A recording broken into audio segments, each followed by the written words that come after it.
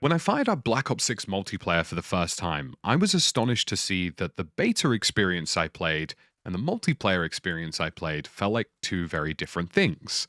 It felt like I was dying instantly. It felt like I was being killed around corners before I could even see somebody, and it felt like I was dying and taking damage in places I wasn't anticipating. The whole thing felt delayed and arguably desynced. And if that experience has been the same for you, you're not alone. It's been a very popular conversation point on Reddit. It's been a very popular conversation point on social media. And it made me decide to do a deep dive. Now, before I get into the ins and outs of this journey, all of the testing I did, and how I verified my results, this entire thing took a massive amount of time and effort. So if you could drop a like on this, share it with a mate, and consider subscribing as we're on the road to 200K, that would be greatly appreciated. Any uses of YouTube's Super Thanks feature or becoming a channel member also directly supports me in making these videos. My first call of interest was just to see if it was the sheer amount of players playing Black Ops 6 that was worsening the server experience, which is a logical first step. Now, Black Ops 6 does have 60Hz servers, and I will go into details about that later on when I show you my test results and just how many things can go wrong, but it just made sense to me to try the game at midday in the United Kingdom, where pretty much everybody's at work and pretty much everybody's at school. And I was astonished to see that the game felt exactly like I thought it would feel. It felt like the beta, it felt snappy, it felt responsive, it didn't feel like I was dying around cover or corners, so server load definitely did come into the equation, and it made me want to do more digging. So that's exactly what I did, both across private matches and in public matches, to verify my results to find out what in sweet hell was going on with Black Ops 6 and why everything felt desynced and delayed. And there's a lot of scientific testing that effectively had to go into this, because I had to verify that this was something happening in public games and in private matches, which I've been able to verify in my test results. I had to verify that this wasn't due to certain character skins and that different character models had different hitboxes that were causing problems. That isn't the case. All of the hitboxes in this game do have trouble, which you're going to see in this video. And I had to verify pretty much that it wasn't my own connection and test various examples across various different latencies. So I presented Black Ops 6 with a good connection, where myself and another player had under 10 milliseconds of latency to the server, and then tested it on a bad connection, where I had 100 milliseconds or 85 milliseconds of latency, and the other player still maintained their regular 3 to 10 milliseconds. The idea behind this was that I wanted to see if I could make Black Ops 6 have any problem or errors under perfect scenarios, and then see how those scenarios were exacerbated in a worse environment. Whilst I may play over Ethernet with a 3 millisecond latency to my London server, the average gamer normally plays over Wi-Fi, and the average gamer probably is floating more around 30 to 40, and that can change based on your region and your closeness to a server. And for those of you unfamiliar with ping and latency, it's how long it takes for information to go from the server back to your client, completing a full round trip. So before I dive into these test results, there's a couple of things worth mentioning here. To start with, Black Ops 6 does indeed have 60Hz servers, which means that you're sending 60 updates per second, and that includes everything, movement, shooting, and pretty much all information in between, to Black Ops 6's servers, and in theory, you should be receiving 60 updates back from Black Ops 6's servers. But what I found is that in the mornings and up until about midday, you do definitely get 60 updates back, but in the evening, that seems to collapse in and around to 30 to 50 updates. It seems as though they're definitely having some problems with the initial load of players, and this is something that I suspect probably will improve over time as they roll out more servers, but at the moment, I can safely say that 60 to 60 is definitely not occurring at peak hours, and that's definitely adding to the desync. For those of you unfamiliar with the concept of update rates on servers, it's basically how much information is shared between your game and what you're seeing on screen to the actual game server where the game is taking place. So the more updates you get per second, the more the information is accurate, the more the hit reg feels snappy, the more the third-person animations make sense, and everything just looks like it should look.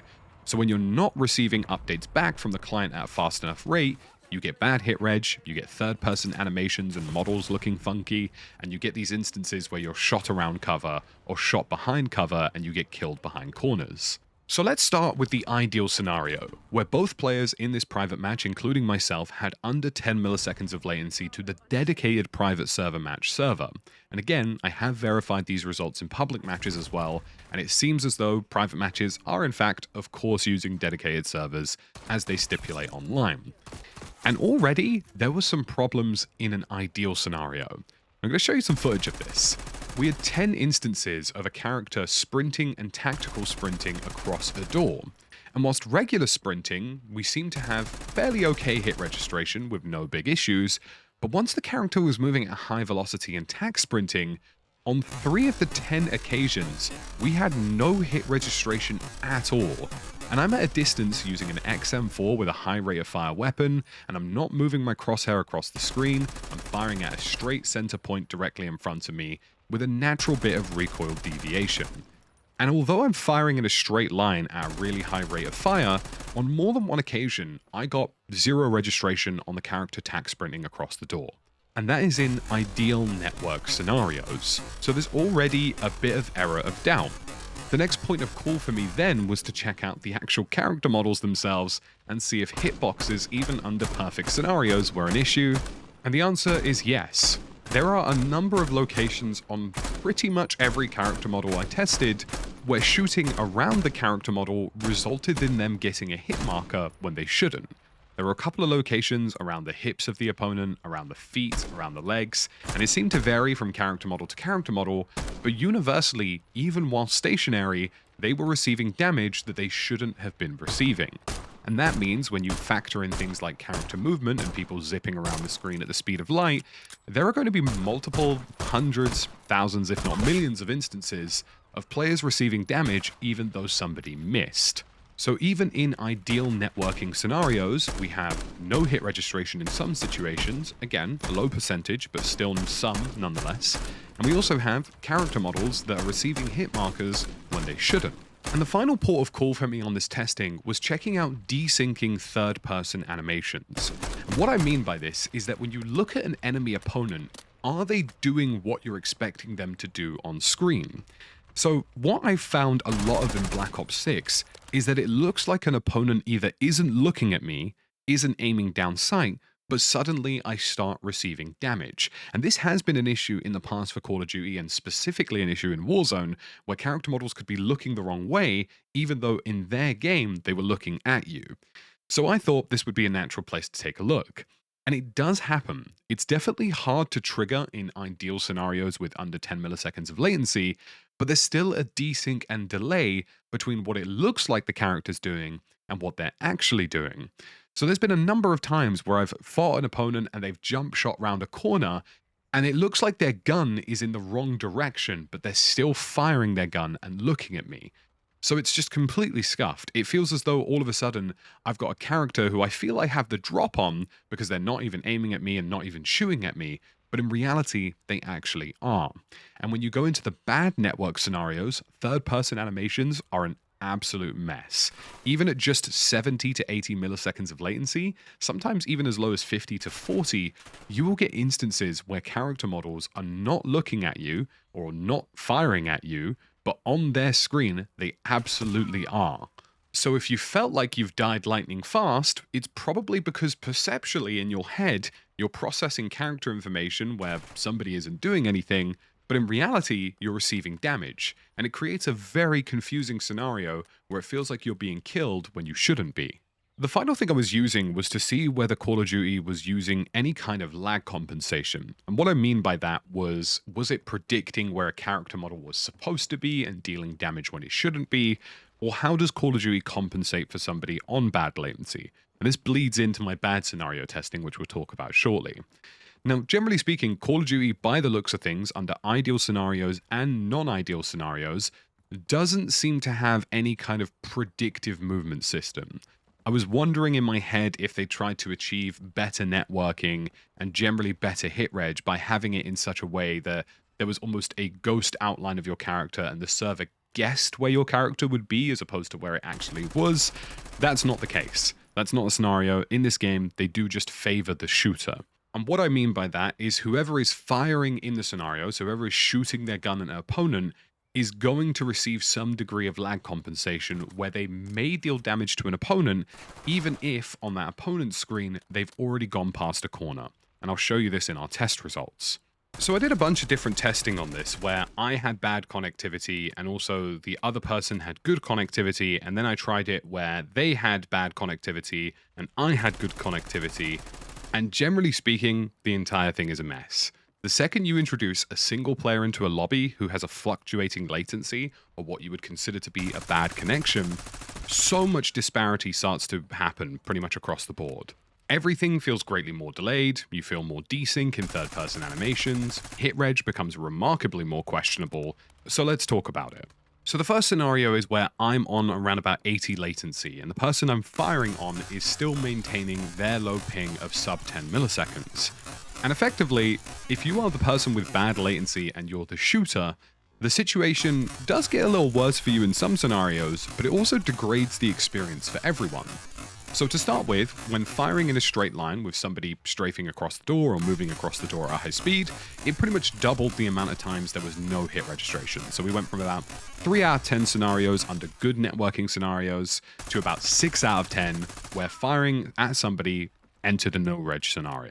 So that's not great if you're on a slightly more fluctuating or tricky connection. And that's to be expected. That's not a uniquely Call of Duty thing. Generally speaking, if you can play over Ethernet, please do play over Ethernet. And if you're playing over Wi-Fi, please do anything you can to maximize your general latency. But the problem, and this is arguably the biggest issue with Call of Duty, is that it always favors the shooter in terms of lag compensation.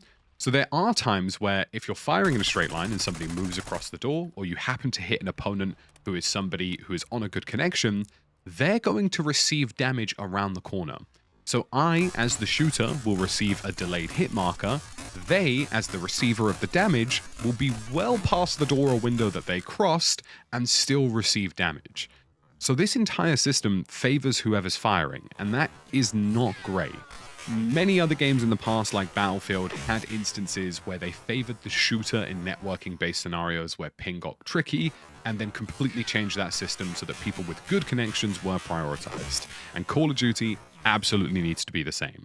They need to change how lag compensation works, and they need to stop it where players are receiving damage around corners. Battlefield 1 even introduced a leading shot indicator to compensate for this issue.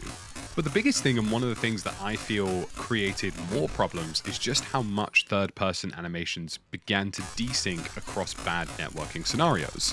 So when I had a bad connection and my opponent had a good connection, their third-person animations didn't always line up. But when I had a good connection and my opponent had a bad connection, wowzers, you would see just straight up complete mismatches where their gun is sideways and they'd be firing their weapon and you would start receiving damage.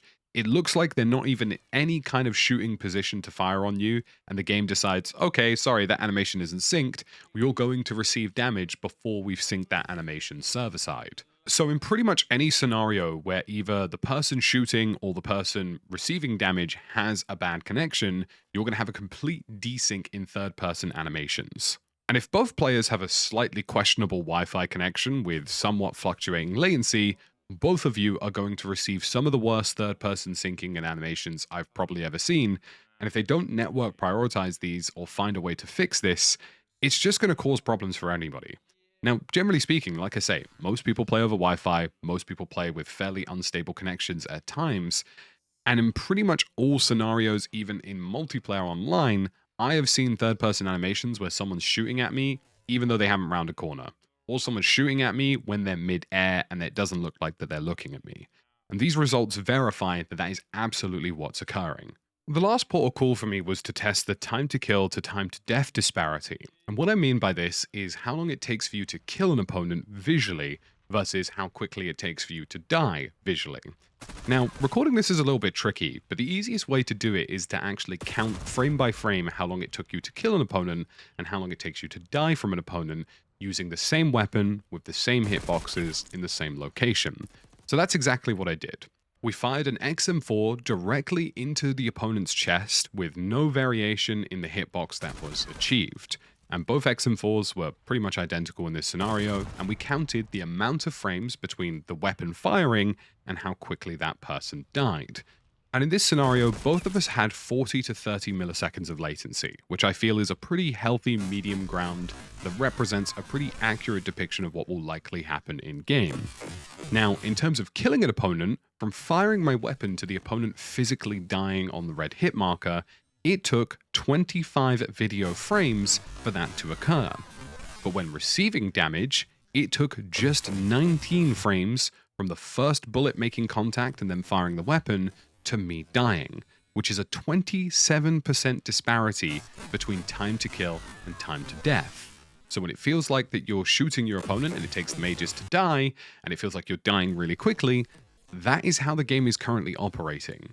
TTK values and time to death values are two experiences that are something that has to work in sync, and this is something that every first-person shooter generally suffers with.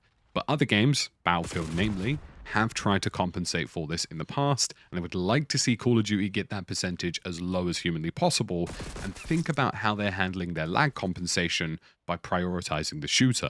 Overarchingly, this entire scenario, both in the ideal scenarios where we have no reg instances, bad models, and general desync, and then bad scenarios where we have even more of that, just show that at the moment, at a base layer, the game is not in a pretty good spot. Across the board, pretty much every single character model in this game needs to have a once-over to make sure their character models are actually receiving damage where they should be receiving damage, which I think is a very clear thing. The entire networking infrastructure of this game needs to be updated to prioritize third-person animations as much as they're prioritizing information about shooting. Because the actual disparity I think most people are seeing and most people are witnessing isn't the fact that their opponent just happened to kill them first, it's the fact that they don't mentally recognize that their opponent's even aiming down sight at them. So when you factor in desyncing third-person animations with a pretty large 27% difference disparity between time to kill and time to death, you get scenarios where people feel like they're rounding a corner and dying instantly, or an opponent peeks a window and they die instantly. And the more it feels like someone dies instantly, the more likely they are to quit this game. So folks, that's all the findings I have for this video. This took a very large amount of time and a lot of verifying results by not only in private matches, but also in public matches, making sure that I wasn't doing anything crazy. It also involved a lot of technical trickery because Call of Duty closes network analysis tools in an anti-cheat deterrent, which obviously makes sense. So this required me doing some stuff on my router and just generally just technical stuff to figure out how all of this worked and how to get the game under different latency scenarios, etc., etc. All of this was done within the confines of being entirely safe and being anti-cheat compliant. Nothing dodgy was used. It was just a case of adding simulated delay to my own router, adding simulated delay to a second router, and seeing how that would affect a private and public match scenario. And universally, I can say that Call of Duty has some very easy fixes on their hands and some slightly more complex fixes on their hands. I feel like character models, hit registration, and desyncing third-person animations are something that they can probably resolve quite quickly.